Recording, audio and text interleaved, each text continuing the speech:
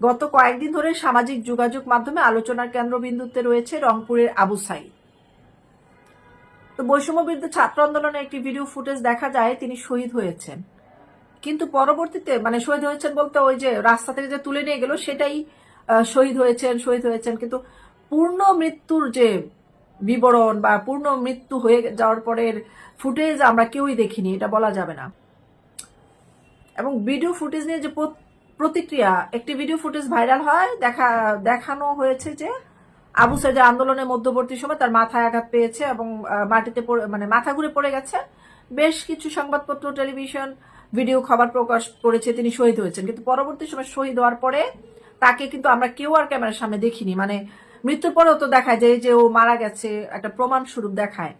যেমন 1971 সালের ঘটনায় যদি আপনারা যান, অনেক সাংবাদিকরা ডেড বডির ভিডিও করেছে যারা মারা গেছে, মরে গেছে, কিন্তু এই মৃত্যুটা তো সংরক্ষিত মৃত্যু, তার আশেপাশে তার আপনজন ছিল। আসলে কেন তার মৃত্যুর সময়কার কোনো প্রমাণ তাদের কাছে নেই কেন, বা তাদের প্রমাণ আমরা দেখতে পাচ্ছি না কেন জনসম্মুখে? এটা কিন্তু একটা বিশাল বড় প্রশ্ন। তবে বেশ কিছু সংবাদপত্র, টিভি চ্যানেল এই ভিডিওগুলো যে খবর প্রকাশ করেছে যে তিনি শহীদ হয়েছেন, এই খবরটি ছাত্র আন্দোলন ও তাদের সমর্থকদের ব্যাপক ওদের পজিটিভনেস সৃষ্টি করেছে। প্রকৃত তথ্যটা আসলে জেনে নেই, কিন্তু এর পরপরই কিছুদিনের মধ্যে তিনি নতুন একটা খবর প্রকাশ করেন। একটি খবর প্রকাশ হয়, বিভিন্ন সূত্রে জানা যায় যে আবু সাঈদ বর্তমানে নেদারল্যান্ডে অবস্থান করছেন এবং নিরাপদে রয়েছেন।